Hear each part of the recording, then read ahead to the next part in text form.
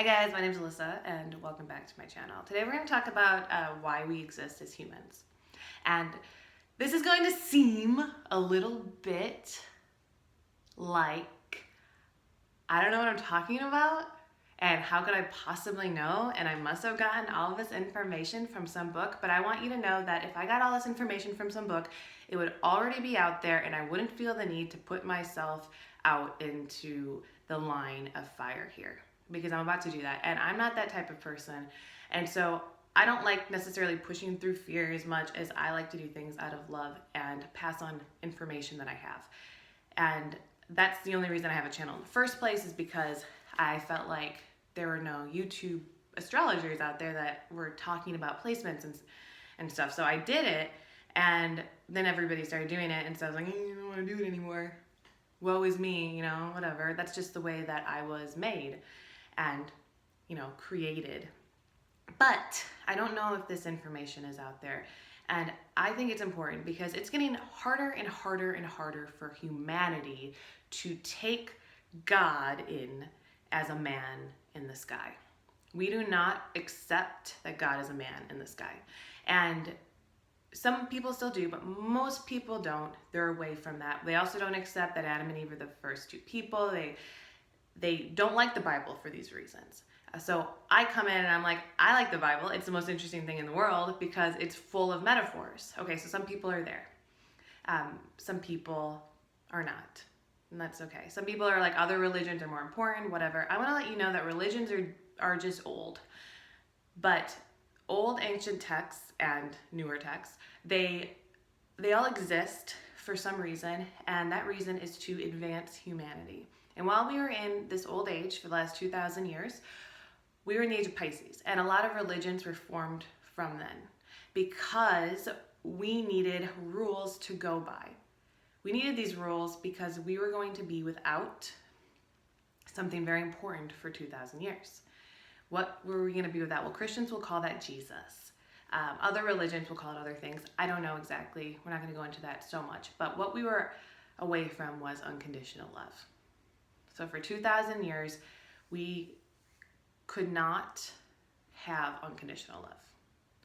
So in that, as people, because we are wired, we're not special, we are wired, our human existence is an archetype of what exists outside. We have what's inside of, we have the universe inside of us, and we have the universe outside of us. So this makes actually a lot of religious people now, a lot of astrology people, they believe that the universe is probably God. You can replace God with the universe. You can call up to the universe and the universe will talk to you and all of that fun stuff. But the fact is the universe doesn't talk to you. It's not a thing. The universe can't. The universe will not change for you.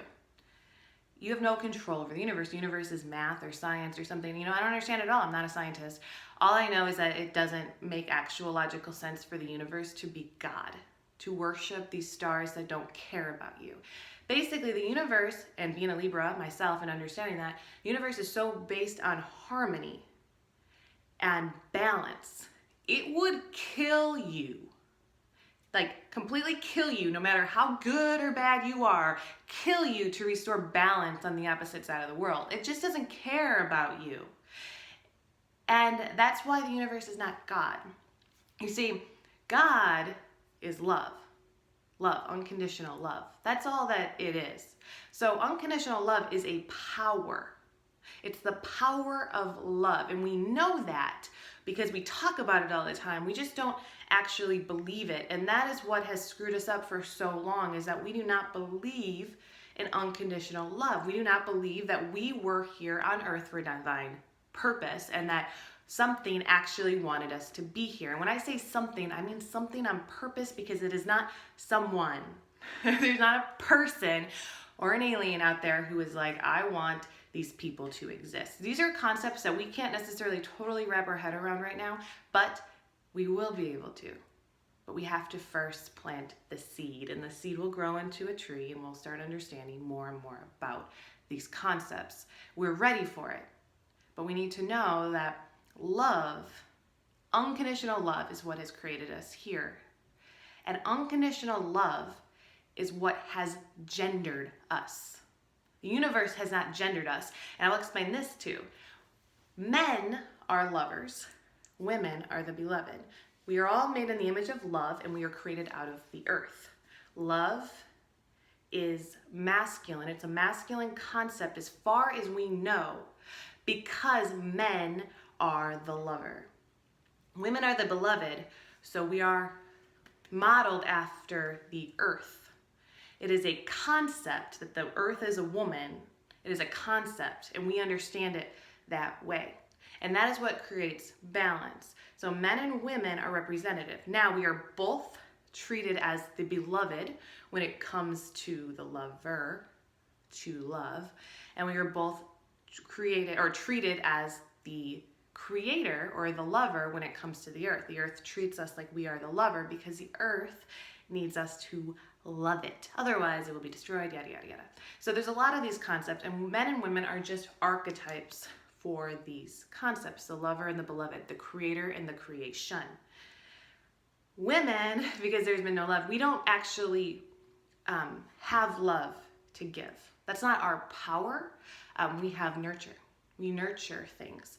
And if you are a parent, a mother, and you have a child, and you're like, I love you so much, and your child's like, I got it, I know. If you don't love me, mother, it doesn't change the way I feel about myself. It just means that you neglect me. If a woman does not love her children, she neglects them. If she overloves them, she smothers them, because a woman's power is nurture. A man's power is love. A man is capable of love. Now, love in itself is the greatest power, because you can't have too much love. You can have too much nurture, smothering, too little, but too much love cannot kill anybody. Too much love is what we are all craving. We are all wanting love. And when we have a baby, a woman makes a baby because she's like the earth, she's the creation. The baby starts out as a female inside of our body. A female, a beloved. It's all archetypes. It's all metaphors for existence around us. So this female baby always starts there because she's the beloved inside of us. She comes from the mother. She's made of earth, just as all people are. And then she is gendered. And now there are 3 forms of gender, I guess you could say, in this case. And because you have the man and the woman, and you have the hermaphrodite. And hermaphrodites were actually worshipped back in the day because Hermes is the messenger, Mercury. He is the god of the messenger. And so they used to be worshipped because they were special. Nowadays, public perception is more important than a human existence. And so it became shameful to have a hermaphrodite. And that's because it was no longer seen as the hermaphrodite was powerful. It was seen as men are powerful because they hold love. We don't necessarily know that consciously, but unconsciously, subconsciously, we see men as powerful because they are the holders of love. They are the vessels in which love is given to the world. And you see, women, we take love and we create with it.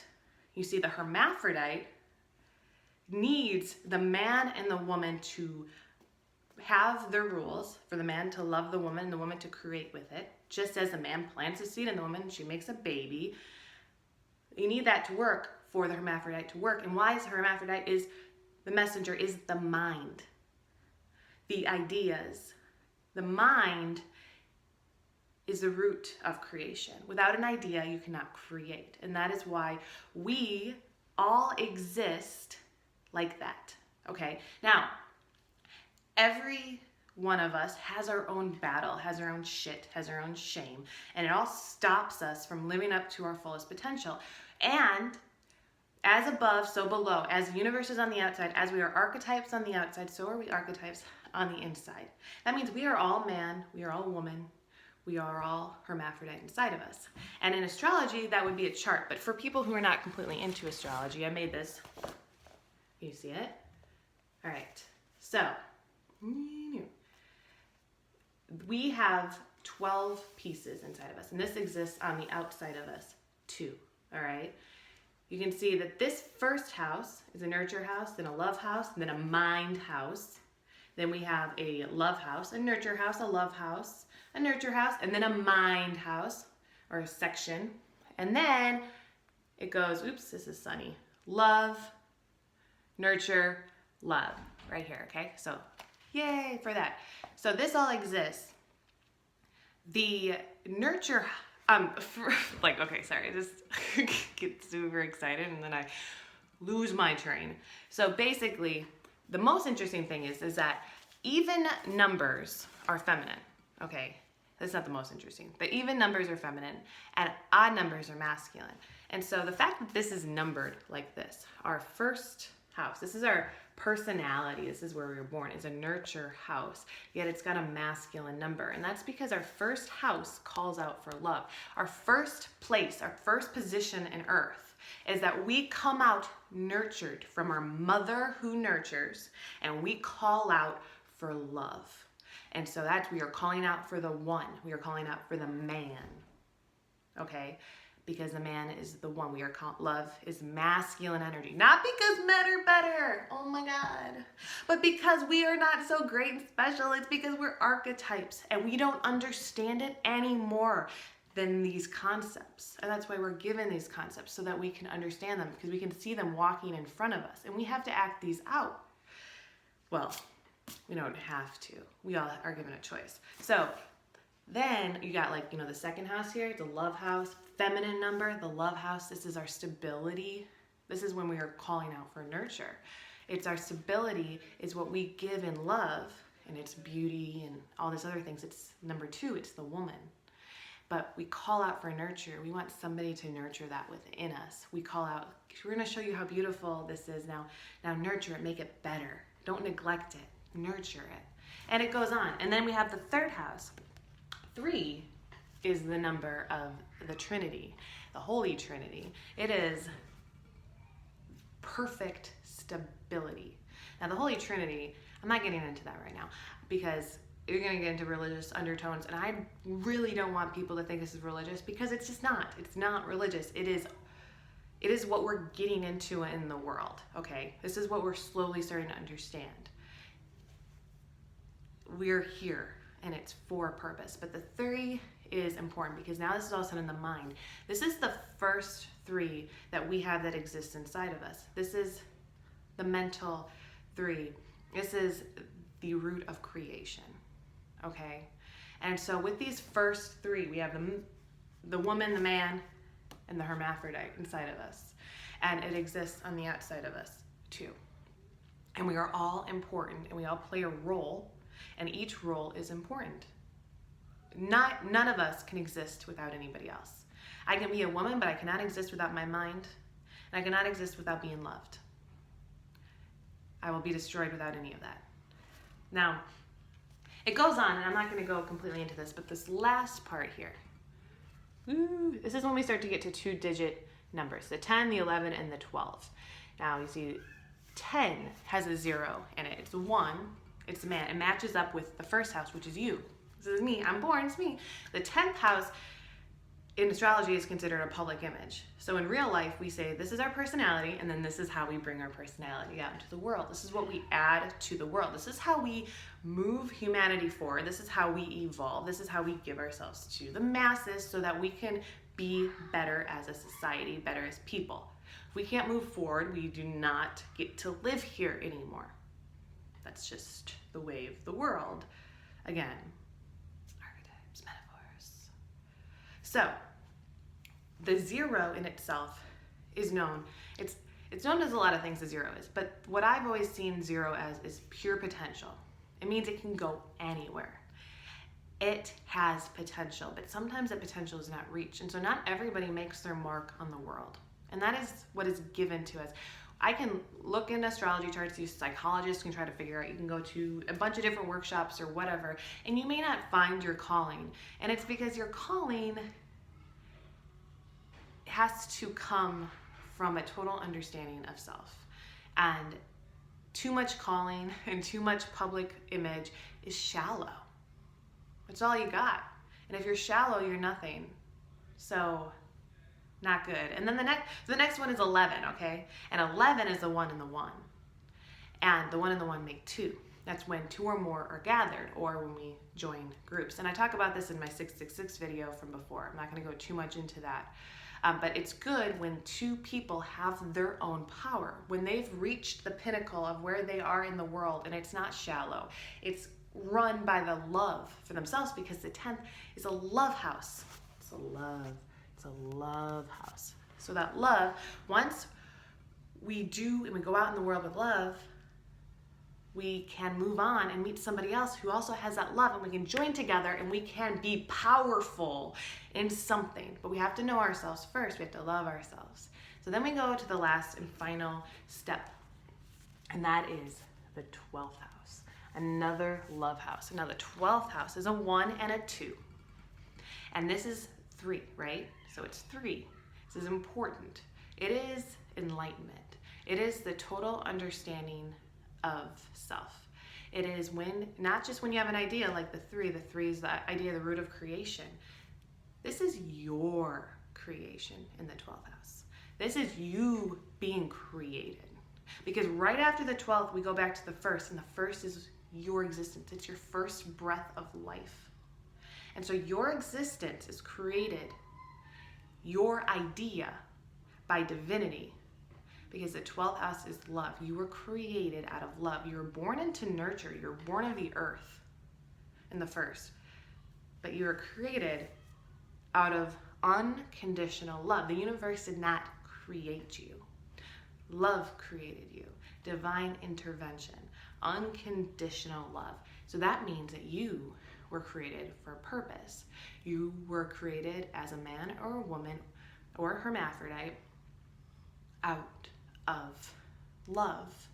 And love is actually a part of balance. So maybe you were created for this great balance. And you see, the reason this is important is because no matter what you do, and I know we all have battles that we don't know, like we don't tell people about. We all have deep internal battles. We are all struggling. And I get gender identity is fluid because we are all everything.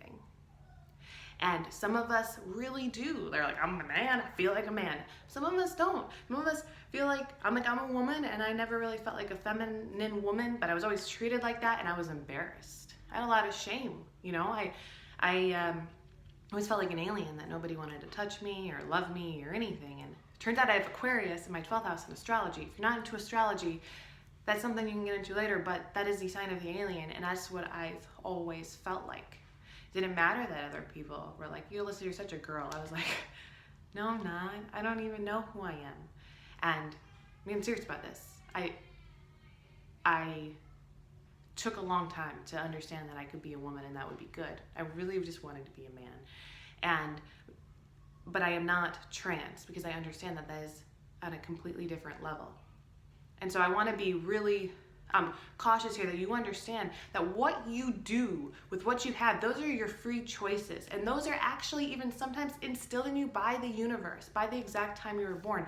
The universe that doesn't necessarily want to be nice to you, that gives harder things, that karma is real. Karma comes in. What are all these things doing? Why is it that you are attracted to someone of your same sex? And why are you born into a family that says that's wrong? What is all of that about? That's not love, though. That's not unconditional love, that you're not accepted. Unconditional love accepts you for exactly who you are. Accepts every single person. It's there for you. It can change you. And it's because it's in your 12th, it made you a person. But what I'm saying about this 12th house is that it is, if you do not embrace your 12th house, at least understand it, at least give yourself to it, you're going to act it out in shame. The 12th part of us has not been covered in love, because we have had no love for 2,000 years. Full circle here. What have we had instead? Fear. Fear. And fear in the 12th, fear because of our existence, stems from shame. We are shameful people. We hate something about ourselves. We all do, and it exists in the 12th house. The only thing that can cover shame is unconditional love. Is to know that you are not born for no purpose. You absolutely have one, and you were actually born for a reason. And that reason and that power exists in the 12th. And the authority of that house, the authority of love, the authority of your birthright is that you have something special that is so powerful.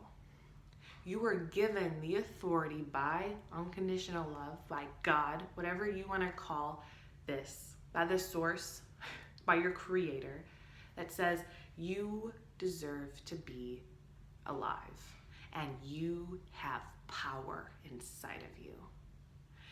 And that power comes from love, and love is the only power that matters. Greed, lust, whatever else, abuse, those are not powers. Those are strengths, and they're shit when it comes to unconditional love, because whatever created you can take you out. And we haven't seen that because of fear. Now, I have to do a part 2 because it's already 20 minutes long, so I will be back.